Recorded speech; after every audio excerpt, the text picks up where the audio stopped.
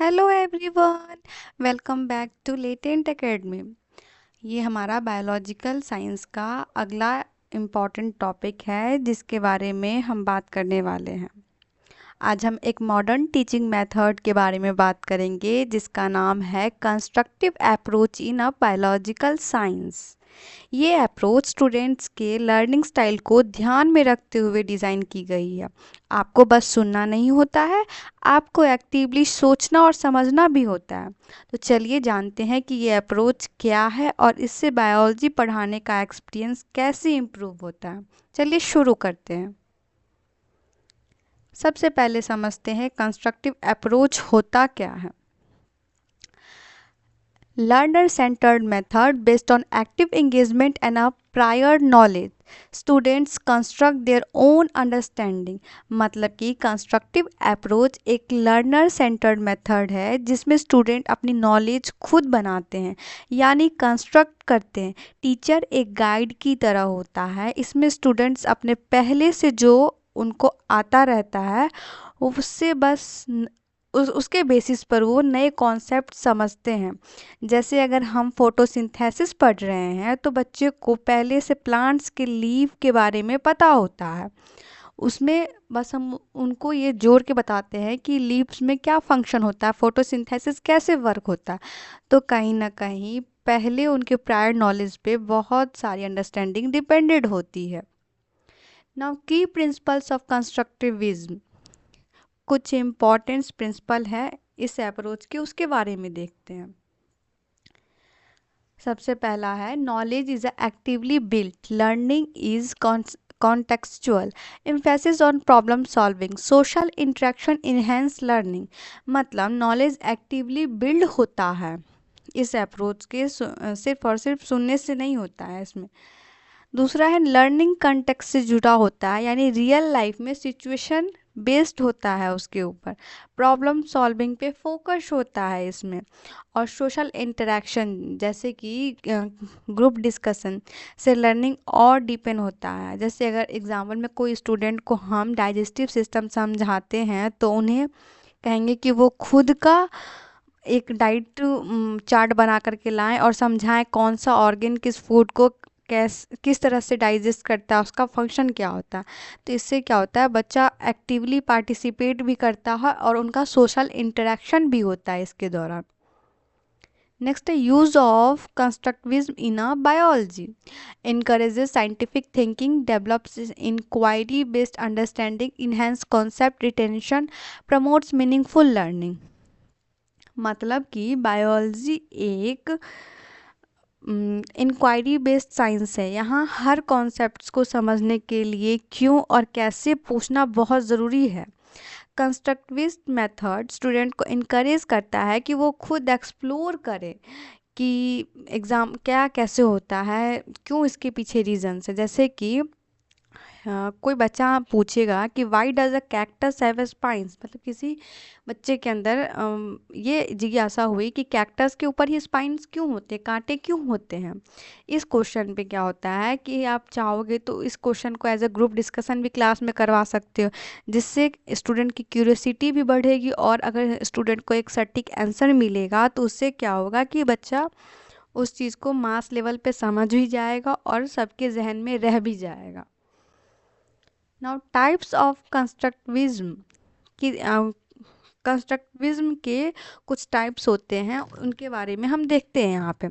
सबसे पहले cognitive, cognitive constructivism जो है पियाजे के थ्रू दिया गया। It means individual mental construction.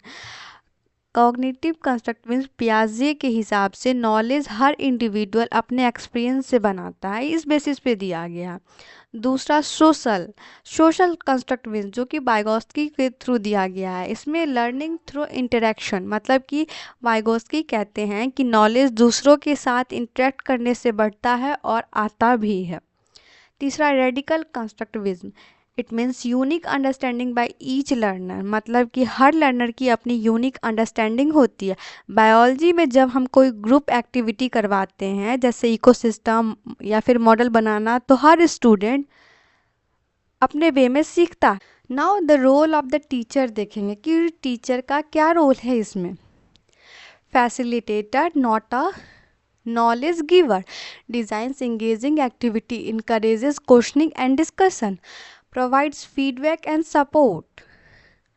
मतलब कि इस अप्रोच में टीचर का रोल थोड़ा डिफरेंट होता है. टीचर एक फैसिलिटेटर होता है, वो डायरेक्शन देता है, डायरेक्ट आंसर नहीं देता है किसी भी चीज़ को.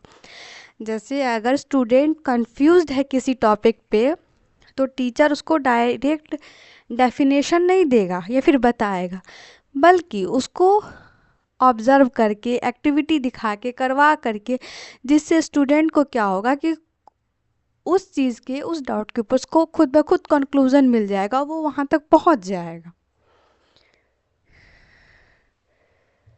Now role of the student. अब स्टूडेंट का क्या रोल है उसके बारे में. Active participant, collaborates with peers, connects new concept to existing knowledge, reflects on learning process. Student एक एक्टिव पार्टिसिपेंट होता है, उनका रोल होता है डाउट्स पूछना, पहले से जो पता है उससे अपने करंट के सिचुएशन को कनेक्ट करना, फिर पीयर्स के साथ कोलैबोरेशन के साथ डिस्कशन करना. जैसे कि जब स्टूडेंट को एक एक्वाटिक इकोसिस्टम मॉडल अगर बनाने के लिए हम दे रहे हैं, तो वो सबसे पहले क्या करेगा, अपने पास्ट एक्सपीरियंस से उसको कनेक्ट करेगा, फिर ऑब्जर्व करेगा और फिर अपने नई कुछ क्रिएटिविटी के साथ उस सिस्टम या उस मॉडल के अंदर डालेगा और उसको रिप्रेजेंट करेगा. Now the constructivist classroom strategy. अब एक कंस्ट्रक्टिविस्ट क्लासरूम का क्या स्ट्रैटेजी होना चाहिए उसके बारे में देखते हैं. कुछ प्रैक्टिकल टीचिंग स्ट्रैटेजी हैं जो कंस्ट्रक्टिविस्ट अप्रोच को इम्प्लीमेंट करने में मदद मिलती है. पहला है हैंड्स ऑन एक्टिविटीज़, दूसरा है inquiry based labs, group discussion, और लास्ट है प्रोजेक्ट बेस्ड लर्निंग.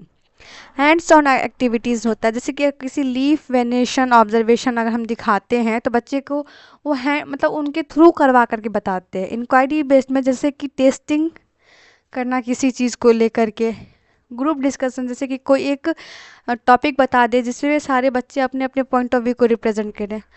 जैसे कि एक प्रोजेक्ट बेस्ड लर्निंग जहाँ पर बायोडाइवर्सिटी या फिर किसी भी तरह का ऐसा प्रोजेक्ट बेस्ड बताए जो बच्चा अपने सराउंडिंग से कनेक्ट करके भी उस चीज़ को रिप्रेजेंट करे और बताए.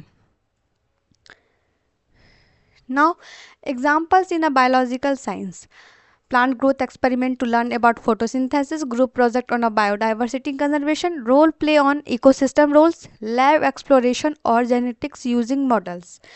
मतलब चलिए कुछ स्पेसिफिक एग्जांपल्स लेते हैं. जैसे कि प्लांट ग्रोथ का experiment, student different light condition में प्लांट ग्रो कैसे करता है उसको ऑब्जर्व करके इस एक्सपेरिमेंट को देख सकते हैं. बायोडाइवर्सिटी प्रोजेक्ट में जैसे कि स्टूडेंट अपने नियर बाय एरिया में डिफरेंट टाइप्स के एनिमल, डिफरेंट टाइप्स के प्लांट्स को क्लासीफाई करे तो उनको ये एग्जाम्पल के रूप में यूज़ किया जा सकता है. रोल प्ले जैसे कि फूड चेन में टाइगर, डियर, ग्रास का क्या रोल हुआ उसके ऊपर देखना और इन सब का क्या इम्पैक्ट पड़ता है हमारी इकोसिस्टम में उसके बारे में समझना.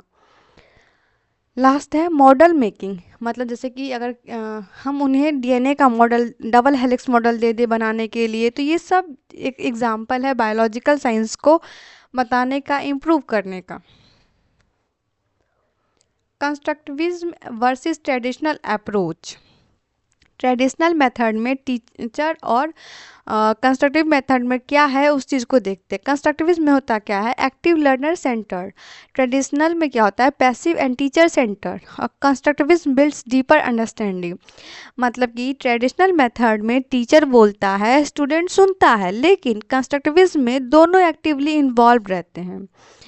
ट्रेडिशनल मेथड की बात करें तो ट्रेडिशनल मेथड में होता क्या है, नोट्स लिखना, किसी भी चीज़ को रट्टा मारना. पर कंस्ट्रक्टिविज्म में क्या होता है, कॉन्सेप्ट को समझना, खुद अप्लाई करके देखना. तो ये एक बेसिक डिफरेंस है दोनों के बीच में.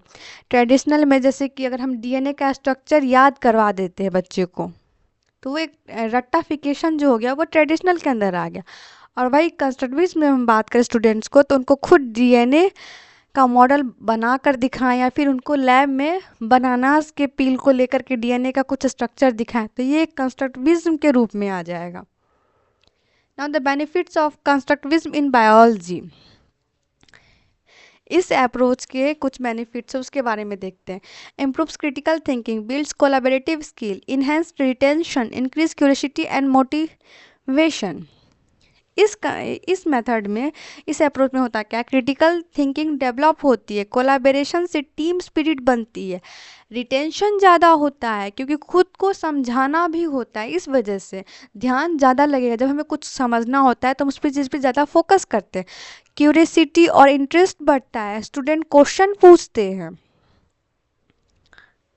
Now, challenges of constructivist approach: time consuming, requires planning and resource, assessment may be subjective, teacher training needed। कुछ challenges भी होते हैं, जैसे कि एक्टिविटी टाइम कंज्यूमिंग हो जाती है। अगर हम कोई एक्टिविटी इस अप्रोच में करवाते हैं तो थोड़ा सा टाइम उसमें लगता है। टीचर को प्लानिंग और क्रिएटिविटी जो होती है वो भी लगानी पड़ती है। हर स्टूडेंट को उनका जो लर्निंग पेस है वो अलग अलग तरह का होता है।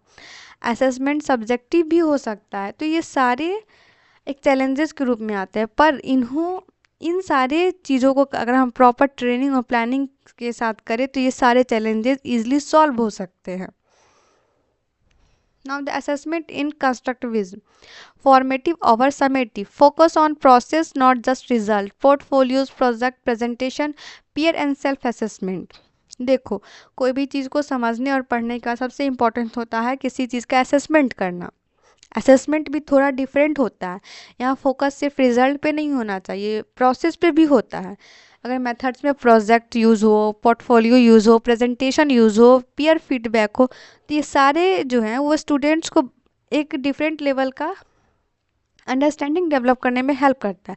जैसे कि अगर स्टूडेंट को बायोडाइवर्सिटी प्रोजेक्ट पे अगर हम काम करवाते हैं तो उसके बाद होता क्या है, वो एक प्रेजेंटेशन देता है। इससे होगा क्या कि उसका अपना कम्युनिकेशन स्किल भी इम्प्रूव होगा और वो अपने तरीके से उस प्रोसेस को एक्सप्लेन करेगा, तो उसका समझ भी वहाँ पे ज़्यादा इम्प्रूव होगा। Now, tips for implementation: start small, integrate into one topic, use real life biological problems, encourages student led exploration, reflect and adapt teaching methods। मतलब कि ये कुछ टिप्स आपकी हेल्प करेंगे इस मेथड को एडॉप्ट करने में। जैसे कि एक छोटी टॉपिक से शुरू करना, छोटा टॉपिक जस्ट लाइक अ न्यूट्रिशन, अगर हम वहाँ से शुरू करते हैं तो बच्चा का रिटेंशन बढ़ जाएगा। रियल लाइफ एग्जांपल को यूज़ करना, वो अपने रोज़मर्रा के चीज़ों से कनेक्ट कर पाएगा तो उसके लिए और भी समझदारी बढ़ेगा। ओपन माइंडेडनेस, यानी कि उसके उस टॉपिक को लेकर काफ़ी क्वेश्चंस पूछना। स्टूडेंट्स को एक्सप्लोर करने देना चाहिए, उनकी गलतियों से ही उनको सीखने का काफ़ी ज़्यादा मौका मिलता है किसी भी चीज़ में। अब फाइनल कंक्लूजन देखते हैं। Constructive approach empowers biology students, promotes life long scientific thinking, let's make classroom more engaging and meaningful. तो दोस्तों, कंस्ट्रक्टिव अप्रोच सिर्फ एक टीचिंग टेक्निक नहीं है, एक माइंडसेट है। ये स्टूडेंट को रिस्पॉन्सिबल लर्नर बनाता है ताकि इससे बच्चा अच्छे से सीख पाए और समझ पाए। इससे क्या होता है कि मेनली स्टूडेंट जो है ना वो फोकस करता है, कभी भी ये स्टूडेंट को रिस्पॉन्सिबल बनाता है और वो फोकस भी काफ़ी करता है किसी चीज़ को। तो अगर बायोलॉजी के कॉन्सेप्ट में डीपली समझने का कोई चीज़ हो, तब स्टूडेंट क्या करता है, खुद को सीखने के लिए भी एक प्रोसेस के अंदर डालता है और समझने की कोशिश करता है। तो हमें सिर्फ और सिर्फ बायोलॉजी एज ए रटने या फिर ऐसे ही नहीं पढ़ाना होता, उनको कंसेप्ट्स के अंदर डालना होता है और समझाना होता है। इसके लिए काफ़ी इम्पॉर्टेंट है। तो दोस्तों, अगर आपको एक्सप्लेनेशन अच्छा लगा हो तो प्लीज़ लाइक करें, शेयर करें एंड सब्सक्राइब करें। और आपके क्या थॉट्स है कंस्ट्रक्टिविज्म को लेकर के, उसको कमेंट में ज़रूर बताएं। मिलते हैं नेक्स्ट वीडियो में, तब तक के लिए थैंक यू सो मच।